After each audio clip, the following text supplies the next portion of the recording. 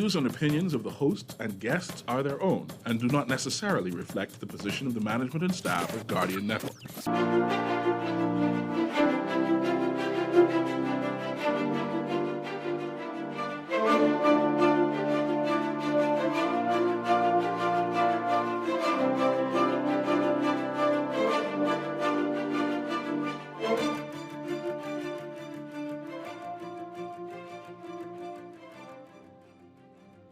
Hello, good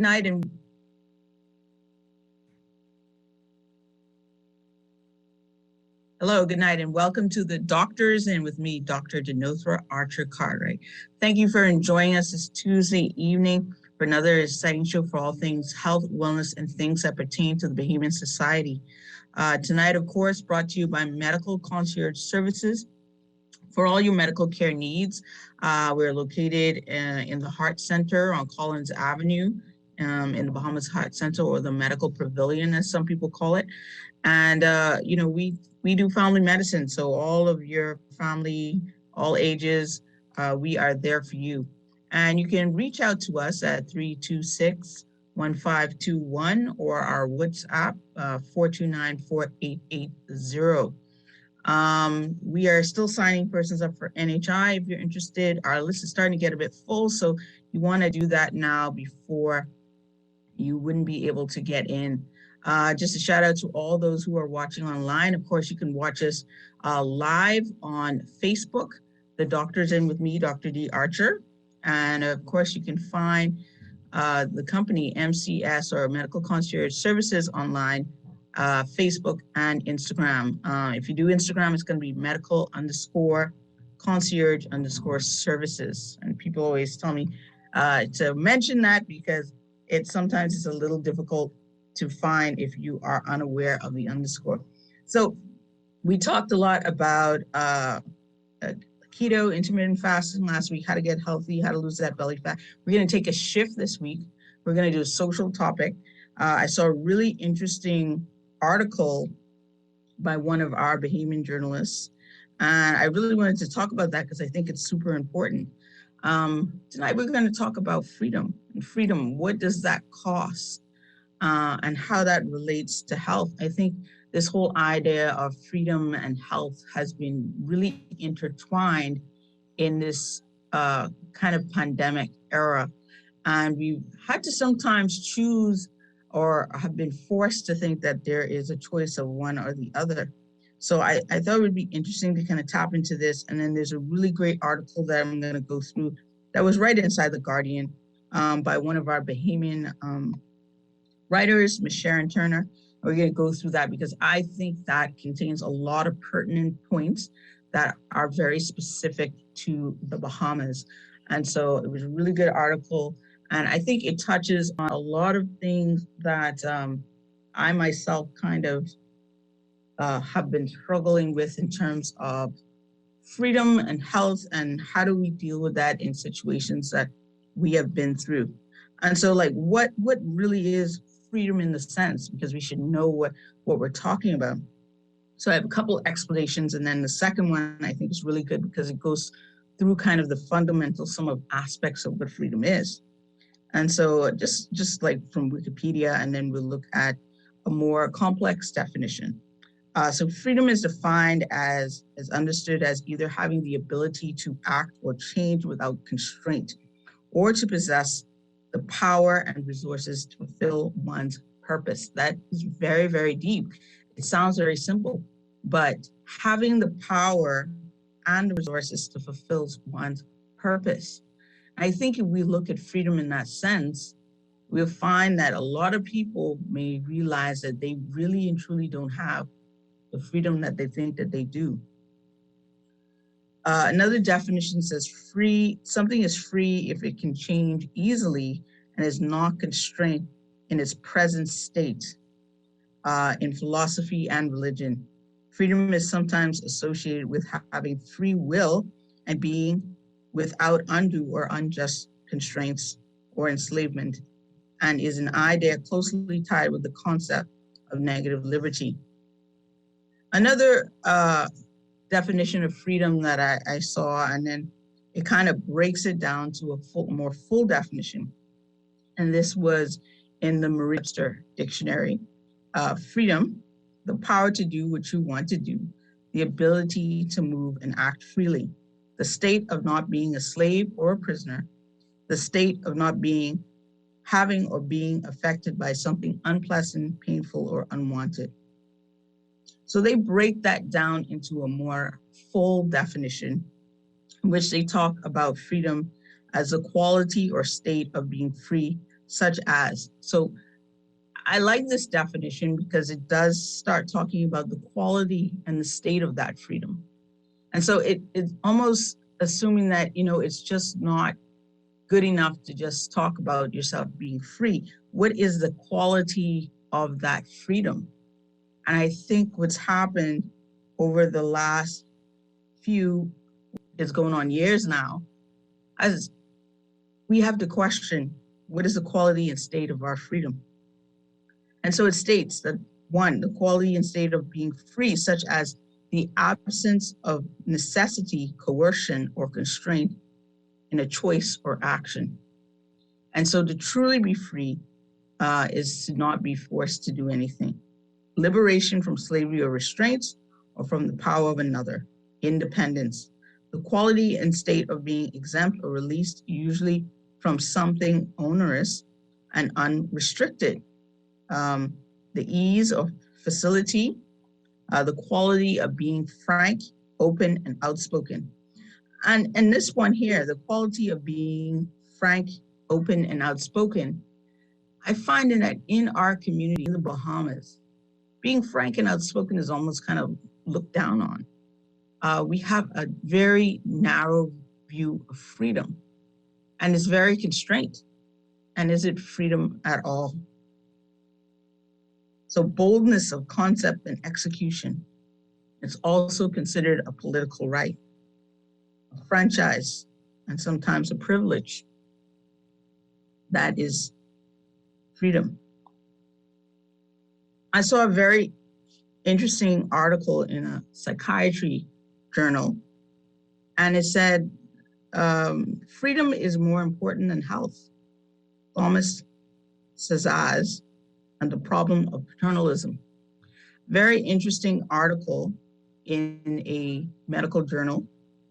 I'll just read a little bit of it so you can get the context of it. And then we'll talk a little bit more closer to home.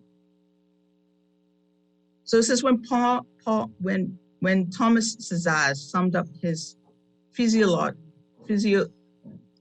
philosophical principles at the Royal College of Psychiatrists annual meeting in Edinburgh in 2010, he declared that freedom is more important than health. The view was nurtured by his experience of fleeing Nazis in the 1930s and his eventual arrival in the US, the land of the free. For the whole of his career, he maintained that fostering the ability of individuals to make their own choices was the most important principle of a modern society. A society in which man has a chance, however small, to develop his own powers and become an individual. He opposed prohibition of lots of different things, but it goes on to say that the importance that he placed on freedom was associated with a concern of human dignity and a belief that dignity comes from the ability to live independently, self-determined life, free of control and potential humiliation at the hands of others, since freedom and responsibility is a crucial moral characteristic of the human condition. He wrote this in 1988. Any circumstance that renders people dependent on others to make decisions for them automatically makes individuals less than fully human and consequently reduces the dignity of human life. He went on to talk about how this relates to sickness and infirmity and how illness can be, in a sense, when you can't do for yourself, create a sense of or a loss of dignity in human beings. And that sometimes when a person's ability to choose it becomes invalid because of their condition, they become dependent on another person. And this paternalistic kind of a view takes over. When people are very sick, they become incapable of making informed and thoughtful decisions about what they want to be done. In this situation, relatives, friends, carers, doctors have to make these judgments. The idea that people can make judgments that are solely in another person's best interest is what is called paternalism. Say that he is suspicious of this and that he doesn't believe that it's possible to do things purely in the interest of another person. Paternalism is the greatest despotism imaginable. As well as infringing the autonomy of the individual, paternalism is dangerous, according to Saz, because it disguises the fact that other motivations are always at stake. No decision about how to treat another human being is ever truly neutral or objective. In medical situations, there are always interests other than the patient's that intrudes, whether this interest be a familial or the doctor or the community or the organization that's represented. The idea of paternalism only obfuscates these other influences. So he talks about making decisions for others and how it's not purely innate, and it always goes back to the objectives of the person making that decision. And if you yourself are not making that decision for you, then that really is, putting a toll on your human dignity. However, the freedom is also, and this made it very interesting, especially when we relate this to what's happened over the last few years. And I've wondered why some people don't care about their own freedom. And I think this point that he brings up makes it extremely clear, and really kind of opened my eyes to that. And I've seen this along the way, but to see a known psychiatrist, very renowned guy, also putting this into writing was very interesting. He also argued, however, that freedom is a preoccupation of those who are already healthy, wealthy, and secure. Where daily existence remains a struggle, the self-determination of each individual may seem relatively unimportant. So to put that in other terms, I guess a lot of people, or those of us who are really interested in the idea of freedom, may be in a place in our life where that is now important. It goes back to Maslow's hierarchy and looking at what is potentially important in your life depending on the needs and the wants that you have. So you have time to focus on something like the degree of freedom when some of your other needs are met. And we know that maybe a lot of people are lacking in certain things, and so they just don't have the time. They're not in that place to worry about freedom. And this is how the world loses control in a lot of senses. So he looked at low and middle income families around the world and kind of this idea of freedom, and where freedom started to become an infringement on their lifestyle, and where it was really, really important. And so I think that was really interesting to kind of look at, and looking at the fact that really high income countries that have a lot, freedom was important, as you can see. However, I think with this pandemic, politics also plays a really large role. So you'll see a lot of Americans fighting for freedom and those types of things, but we've seen a shift when it came to the pandemic. So that was a really interesting article that kind of dived into this idea that, freedom is more important than health, and that you should fight for freedom, but if you're not in a place where freedom is the most important thing to you, when you're only surviving and not thriving, then that may not be as important to you. All right. So we're going to dive into this article that was written right here in the Bahamas. It's in the Nassau Guardian. It's by Sharon Turner. And the title of this is Freedom is Not Free. And that comes from a colonel in the United States actually made that quote some years ago, that freedom is not free. And when he made that quote, he was talking about the fact that there's so much that is sacrificed in life for our freedom. The freedoms that we have today didn't just come freely. They came with sacrifice, they came with death, they came in some places war. Um, we all know the struggle of Black people in this side of the world had to kind of fight in many cases for their actual tangible freedom. And so freedom has never been free, and it's always been a fight for that freedom. And I think where we have this cognitive dissonance as it relates to COVID is because we fight for their freedom in a very long time. We've been doing pretty well. You know, we've not really had to fight for freedom, and maybe only a degree of that freedom. So I'm going to dive into this article, and I hope you guys will jump in and give me your thoughts on what you think about the cost of freedom. And are we truly free in our current state, in our nation, in the world? Are we free people? 322-6232, 325-4316, 325-4259. Are we free? It starts when we discuss the damage caused by the COVID-19 pandemic. We typically and the damage to economies, employment, and the education of children worldwide. What we do not take nearly enough stock of is the damage response to the pandemic has done to cause to our democracy and freedom inextricably tied to human rights. Such freedoms include freedom of expression, freedom of movement, protection from arbitrary arrest or detention, the freedom of conscience, which, while generally viewed as a freedom of religion, specifically refers to one's freedom to think and to hold or change one's viewpoints and beliefs.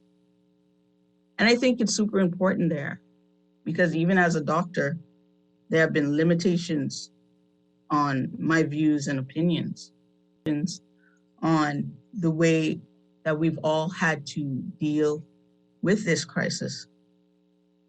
And so as time went on in this pandemic and we watched our freedoms being stripped away from us, there are many of us who felt, hey, this seems to be going a little too far.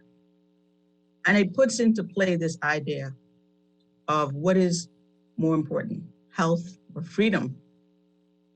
And can we have them both, even when things seem extremely difficult? From Canada in the Americas to the continents of Europe and Australia, large-scale protests continue against COVID restrictions and mandates, with such protests also having erupted in some Caribbean countries. We really didn't have the type of as such in the Bahamas. I think, in a sense, and why this article I think is extremely important, is because we enjoy a subtle and quiet oppression. We're comforted by not being quite as bad as the other guy. There's subtleties in Bahamian oppression, subtleties that we've all silently agreed to, we're okay with. I think this comes up with a recent, I guess, social or popular thing that's happening online, this whole debate on the concerts that are happening. So if you have been paying attention to, I guess, all the stuff that's happening online, this basically, they were debating about a concert that was supposed to happen in the community and whether it would happen or not. And the people who were producing the concert were saying, yes, it's gonna happen. And there was a lot of friction, similar to the carnival, in which there was this back and forth of, no, it's not gonna happen. It's not meeting health regulations, or the ministry or whoever hasn't approved it. And what you found is that it did not happen. Now, there have been approvals for lots of other events in hotels and other places that people are now comparing that to. So it comes into this idea of, what real freedom do you have, and how does that affect us all? So we have two different situations, two different groups of people that are participating or putting these parties together to different outcomes. So the economic and social impact of COVID responses in Latin America, meanwhile, have triggered a cascade of protests and dissent against governments of the day. We really haven't seen any of that here.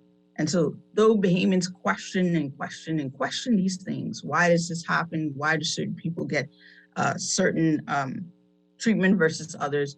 We're not very action-minded. We're really just a lot of talkers. And we enjoy a quiet oppression. And I think we're almost delighted in that.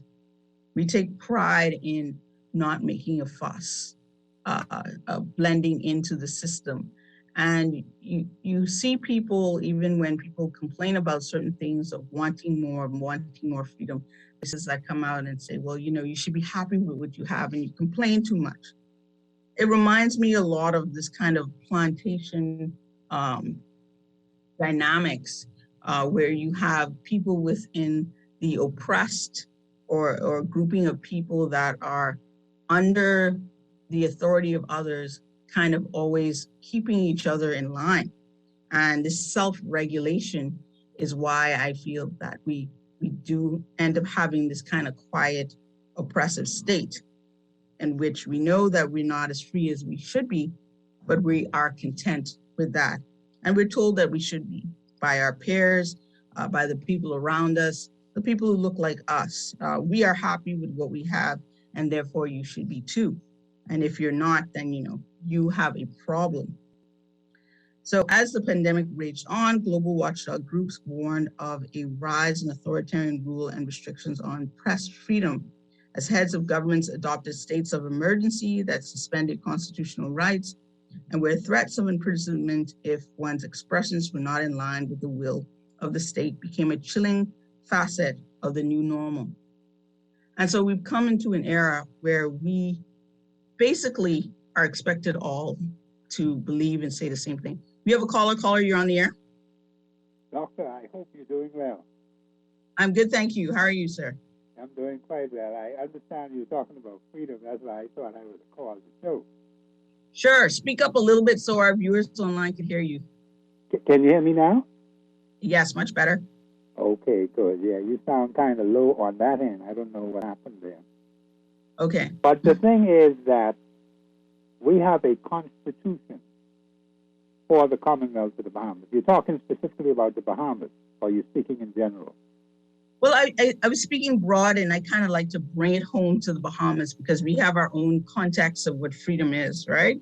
Yeah, I agree with that. If you bring it home, well, that's fine. That's why I thought I'd call in. See, what has happened is statute law cannot supersede constitutional law. That's point number one. Point number two, more than 95% of your people do not even know the Constitution. When people are not knowledgeable about their own Constitution, they have no strength in them to fight. So people just roll over. We've been listening to politicians and other personalities say things to us. What those freedoms and rights we have. You mentioned some of them, and I heard you earlier say that. But in order for them to be enforced, the people cannot just sit back and allow others to take advantage of them. You were talking about the pandemic that's on now.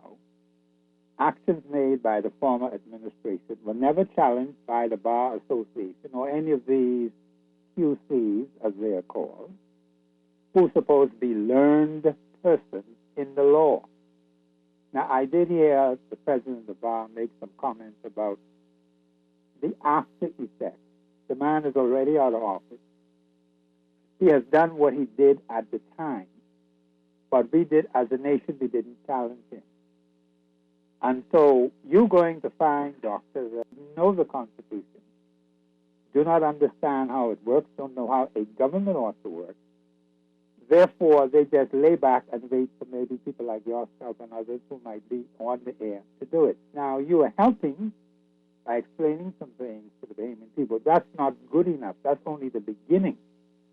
Article 24.1, the very last phrase of Article 24.1 is the key for action. The problem is that Bahamians are not organized for positive action. You will hear people say, that cannot be done. What do you mean it cannot be done? There is no problem in this country that cannot be solved by the Constitution. We are a nation of laws. I'm dealing with a case right now, a very important case. And I think people will be surprised when it's made public. But the point is that we have sat back. We have seen some things. We know some things. We speak like they're playing Bo Peep. While we die, you know how many people have died in this country? Their rights have been violated repeatedly over and over and over again. And nothing has been done by persons who know better to be able to assist them. And that is our problem, Doctor. The Bahamian people do not know the supreme law of the land. That is a major drawback to national development in this country. You have political parties that get voted in, people sitting in the House of Assembly, they don't know Article 52.1, never read that in their life. But they're sitting in that house. They passing laws for you and me, which most of them are unconstitutional to begin with. But we never challenge it. And it takes not just one person, it takes the collective will of a people to bring about the kind of change that is essential to move the country forward. So we can't just sit back. But I appreciate the comments you're making. I said I had to call into the show to put my bit in there. But I think you're doing a good job. Really good comment, caller. I think you brought up some really good points before you go of the fact that Bahamians don't know their constitution. And sadly to say, my introduction to the Constitution was from a foreign teacher. He was actually from, I think he was Scottish. So I didn't realize that Bahamians weren't being taught the Constitution, because here was a man from another country that made sure that we were aware of our... Well, let me put it this way. Those who were there sitting at the table, they did what they could at that time, and that's understandable. We have never taught it widely, publicly, on radio, on television, in our schools. We do not acquaint even persons who say they are citizens now. They bring all kinds of foreign things in here, mixing us up. And so the country is all mixed up because we don't seem to understand what is the purpose of the Bahamas. Why was it created? And of course, your preamble has a lot to say about that. But we don't teach it, Doc.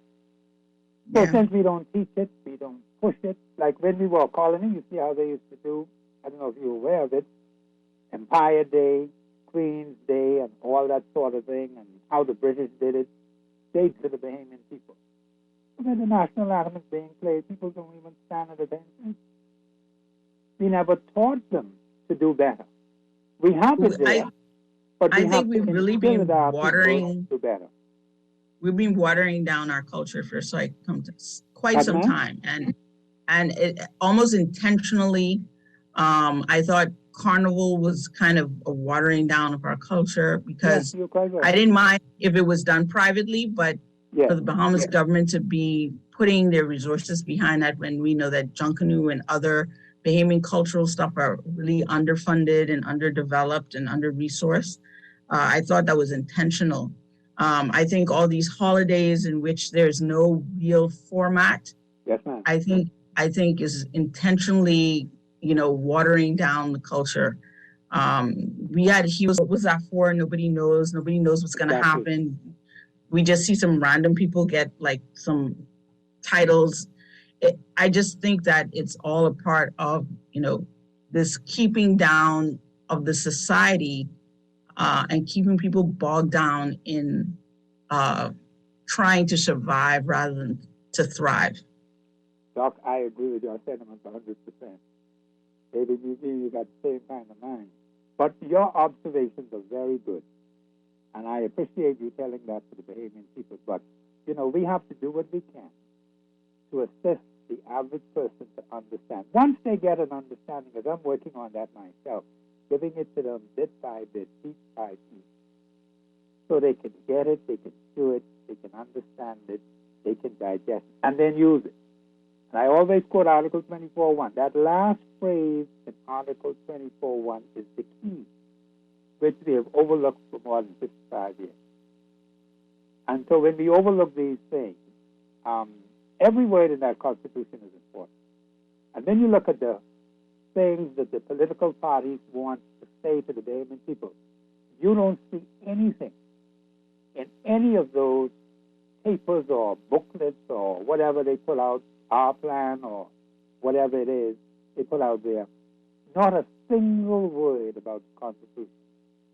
I heard with the government, Jack Hayward and I think the other gentleman, I don't quite remember his name right offhand, the founders of it. What I said to someone, I said, all I need to do is understand what does the Hawkesville Creek Agreement say about Grand Freeport in particular. What does the Constitution of the Bahamas say? Because we have a Constitution. Apparently, the persons who were on the show never mentioned a single word about the Hawkesville Creek Agreement and the Constitution of the Commonwealth of the Bahamas. They mentioned what the Jack did and the other fella, I don't quite remember his name, Mr. Hayward, I guess. And while that may be well and good, and they did some things, they said they have benefit people of Freeport. What about the people of Grand Bahama in general? What are they doing in order to make Freeport and Grand Bahama better for the country? But I really appreciate the show, and I said I should just call it and make a comment on it. Thank you very much. Really good comments. I really appreciate you calling in and giving your thoughts on that. And you sound like you have been trying to keep up with your Constitution as well. So 322-6232, 325-4316, 325-4259. And since you mentioned the Constitution, I'm just going to remind everybody that Chapter 3 of the Constitution is all about the protection of fundamental rights and freedoms of the individual. I just read 15 where it starts, and it's really, really important, and we'll jump back into the article that we were looking at. So whereas every person in the Bahamas is entitled to the fundamental rights and freedoms of the individual, that is to say, has the right, whatever his race, place of origin, political opinion, sex, but subject to respect for the rights and freedoms of others and for the public interest to each and all of the following named: life, liberty, security of the person, and the protection of law, freedom of conscience, of expression, and of assembly and association, and protection for the privacy of his home and other property. From deprivation of property without compensation, the subsequent provisions of this chapter shall have effect for the purpose of affording protection to the aforesaid rights and freedoms subjects to such limitations of the protection as are contained in those provisions, being limitations designed to ensure that the enjoyment of the said rights and freedoms by any individual does not prejudice the rights and freedoms of others or the public interest. So the protection to the right. So we do have fundamental protections inside of our own personal constitution.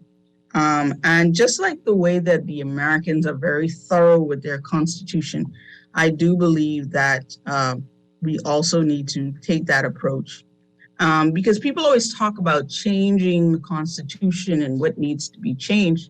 But I find that our Constitution is very lovely. There may be some tweaks, but overall, I think it was pretty good. We have another caller. Caller, you're on the air.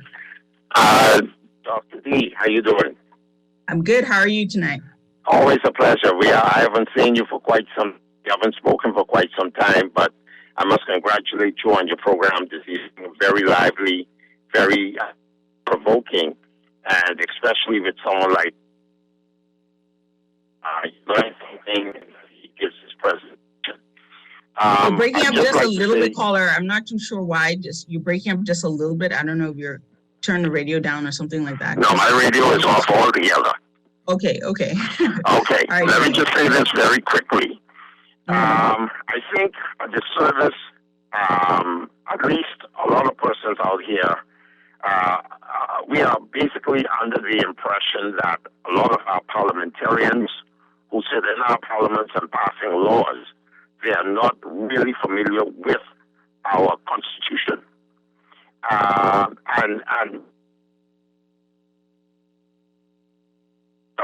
any legislative laws to update our constitution, even to where we are in. I think it is very important for all parliamentarians to know our constitution through and through before they can even represent the people in our parliament. And it's a sad indictment that, oftentimes, and we just had this conversation no longer than today, that we find quite offensive that the majority of times that we sit in our parliament, it seems as if nothing truly gets accomplished. They cherry pick the things that they want to deal with, whereas the majority of things that really affects the Bahamian people as a collective, they're not being addressed. We have issues with our immigration laws that is not being addressed. We have issues with the way how we are treated, our livable wage and our wages. They are not being addressed. I'm talking about general things that we as Bahamians trying to survive in this country are having a difficult time because our parliamentarians are not paying attention to these things that need to be really addressed. And it's sad that, you're constituent, but these are basically the relevance of the constituents out here. What in the world are our parliamentarians doing in Parliament? I have to agree with you, caller. I would say and I don't want to get too political, but with the last group that was in, it was very clear what their agenda was, and none of the things that they had on the table had anything to do with the lives of the average Bahamian. Exactly.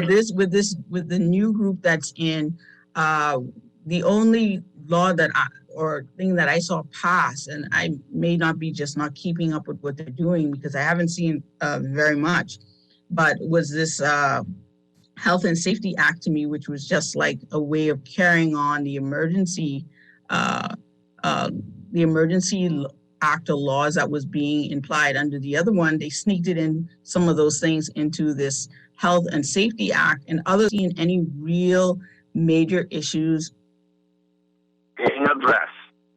being approached.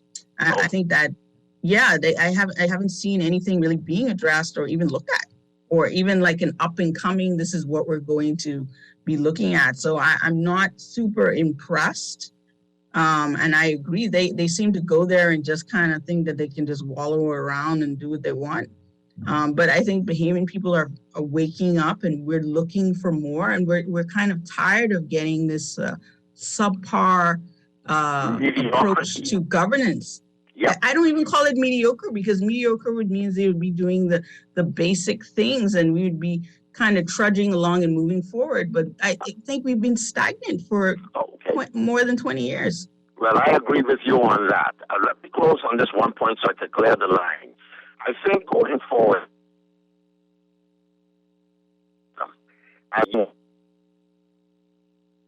stand up in Parliament, and even from a Ministry of Educational standpoint, to really enact or attempt to create an enactment where our Constitution is taught in our schools, from primary school, even from kindergarten. You arm the Bahamian people with the knowledge. You see, a lot of persons run around and say, the Constitution is available, just go and pick it up. But I look at the Constitution similar as going into the courtroom. The jargon is legal definitions and terminations.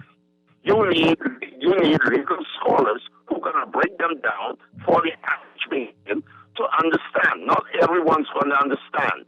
And I believe that from the little school child in the classroom, the Constitution and their fundamentals in this country should be taught to all of those from school age straight up to adulthood, so we can know what are our responsibilities and our obligations to the country before party and before influential people that dwell among us. Thank you, Dr. D, for taking my call. And I just hope that what I've said will provoke some thoughts with our populace to stand up and let us get this thing right, because if we don't expect them to do it. Thank you for taking my call. Thank you very much. This is a topic everyone wants to talk about tonight. So we have another caller. Caller, you're on the air. Yeah, Doc. I see you have chosen another career. No, sometimes I think you have to just tap into these things because, health is so much more than just our physical health. A lot of things happening in the country affect our mental health. Yeah, so you feel as though if we had that down pat, we live a healthier life, maybe? I think a lot of people are living in a mode of survival rather than thriving, and that doesn't allow them to be in their full capacity for health. And understanding your inalienable rights, which I really only see as privileges, because, when you go to court, you don't get justice, you get a service, because who could pay the highest will win. So so Sidney, you had on earlier, he's really, really strong about teaching the Constitution in the schools, and I see the value in that. But that cut or copy and paste document, I see no value in it because no one really, really, really is interested in that Constitution. I tell you why. I would like to name my son Jesus Christ. I can't because that patented name is only. So, what Constitution will give me that privilege? But you could name him Jesus. No, I won't call him Jesus Christ. You can call him Jesus Christ. What I'm saying is, we are still servants to the Romans, who gave you your name actually, because you got your birth certificate from the Catholic Church. So this Constitution story that Sidney keep running on with, I don't know if he's going to live long enough to see his dream with that, but I think what we should be more about is figuring out how we can learn how to tap into the $7 trillion that's passing over our heads through the banks every day and benefit from that, because learning the Constitution ain't going to help you with that. You have to learn that. Well, I think what he's trying to imply, and I do believe, so it's supposed to be the core of our authority and expectations for the country. The preamble is really, really nice. And on top of that become our laws and the way that we work the system of our country. And so the reason why a lot of things happen the way they are is a mixture of how the Constitution is interpreted and how those laws come into play. And so as a constitutional monarchy, and this is where if you're talking about changing the Constitution, and it becomes a big deal, because as a constitutional monarchy, our Constitution is read, almost the prime minister is almost like a king, because we're still, our head of our country is still the queen. Her representative is the governor, and we self-govern through the prime minister, who in himself, through the Constitution, we have a lot of problems related to that in that sense, because it allows him to do a lot of things that in other countries he may not have the privilege to do just like that. And the way that we've been writing our laws lately also speak to that kind of feel where you have the minister being almost the king within his own realm. If you look at a lot of the laws and acts that are being proposed, they have clauses where the minister can do this and the minister can do that. I think we need to get away from that in a sense. If we truly want to talk about change, you have to know what you have to know how to change that. So I do believe that we need to learn that, because that is fundamental. And you don't just go about with a wrecking ball or making changes without knowing where you are and where you start from. And I think it takes a bit of discipline to do that. So I do believe in learning the Constitution and then using that as a building block to do whatever else we want.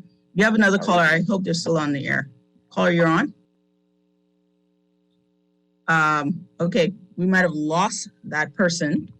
Caller, you can call back. I'm sorry that you were hanging on for a while, but we did have some calls come through. So if you don't mind giving us a call back, we will take your call.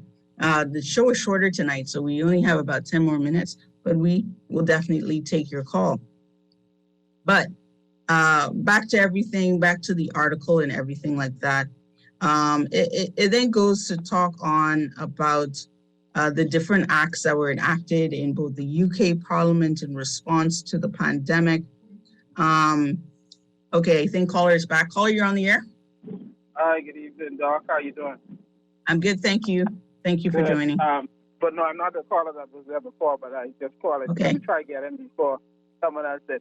Sure. Listen, I'm not really confident that this country can find elected leaders who are innovative or have vision beyond to see countries, and perhaps it may not even only be us; it may be just worldwide. Mhm. But Yeah. and as the leader goes, so do we. And we are polarized as a people, so we have red, people in yellow. Once there are people in, then they look to see what they're going to get. And so we let go of a person who makes $110,000 a year plus perks, but they're going to replace it with someone else because now the bar's been Yeah. raised, and that person will also benefit. And it could be another political appointee. It won't be someone who can really do a job, who has proven themselves. But it'll be just how we have elected governor generals. I think outside Sir Gerald Casson, he might have also been political himself. But everyone has seemed to have been a political appointee. They haven't selected persons from within the society who has really made a contribution outside of politics and who could really bring this country together. You know, whether it's the wife of a former prime minister. Why? I guess not why, but I think it's become cultural, but other countries have had pivots, I guess, in changing governments and doing things. We seem to be like the Americans stuck with a two-party system. Yeah, but you would have to show me who those countries are. I mean, all countries, they're mostly in Israel. They have so many different parties, and so Right. And they could get it done. So Israel probably is a good example in the sense that so many people can vote outside of two parties, but then they still have to join forces together to form government. But so the problem is, and as in Jamaica, what we have seen, I think part of the problem Jamaica faced, and I see us facing it to some degree, is the parties. They have their persons. One party has theirs. So when they're in power, and then that creates division. I mean, in Jamaica, it actually came to where people used to avoid each other, so to speak. You had one gang that was a part of this party, and another gang was a part of that other party because the party allowed it, and they just were concerned with the vote. But then what it does is it destroys the country. But you know what? We're letting Bahamians off the hook. It's the Bahamian people that's responsible. And I think you said that part of what you were reading was that people are more concerned about job for my children, and it's a government job, a 52 weeks program job. They just want job because they only want feed. So they have time to get into what you and I, who might be just a little bit above in terms of financially, Right. who could look above and see that if we continue down this road, it'll destroy us. They don't see they only can see what's on the table or the rent that has to be paid, and I understand that. But unless we can change that mindset, I don't see us changing, and it's a sad what our children are going to inherit. And the government, I don't care what we elect, I don't care what they say, I don't care what their slogans are. All they're doing is just holding their placeholders. They're not innovative.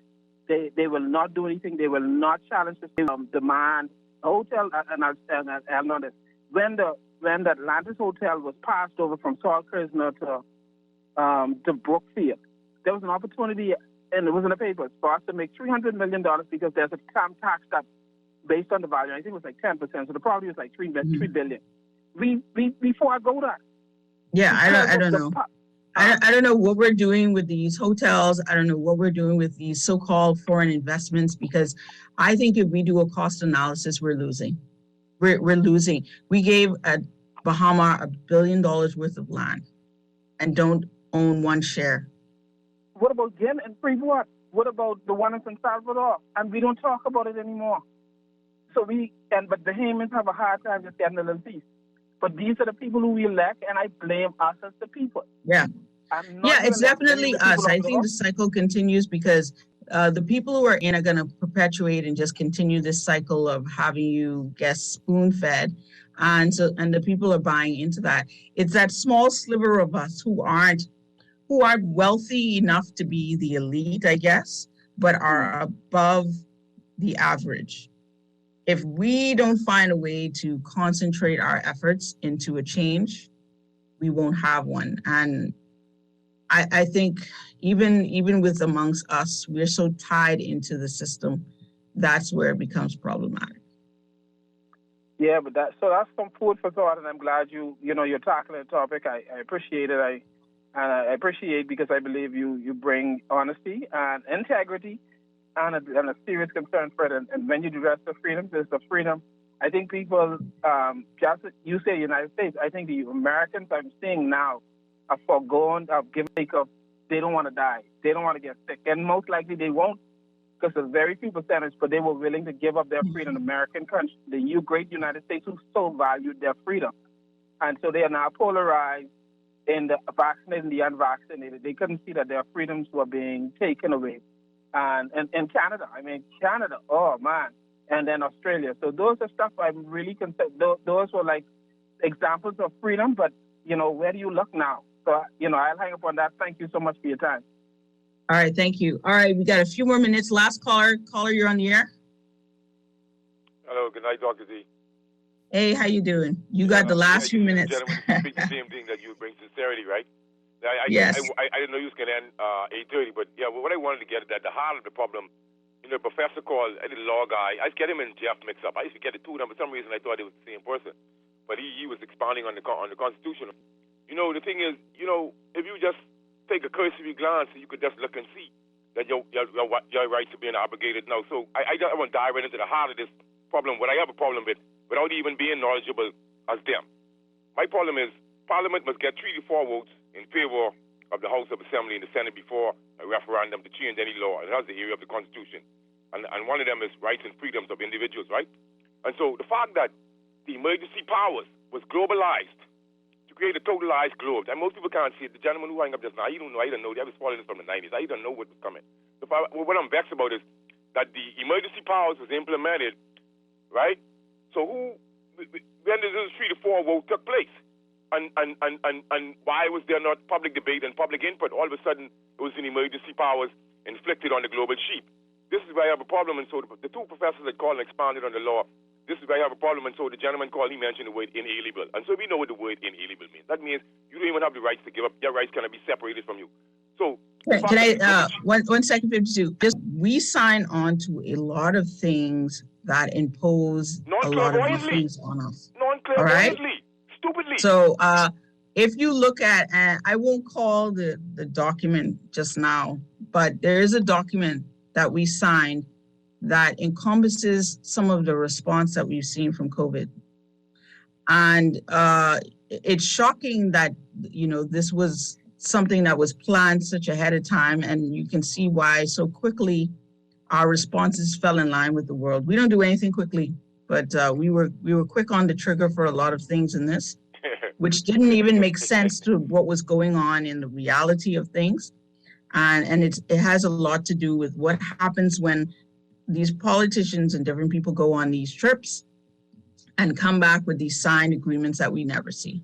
Yeah, but Dr. D, another thing you touch on, the thing is, this is so free. I was like, this guy make a joke, say freedom doesn't die, but I was speaking philosophically. But what I'm saying is, this is how freedom dies because, just conformity and, hello?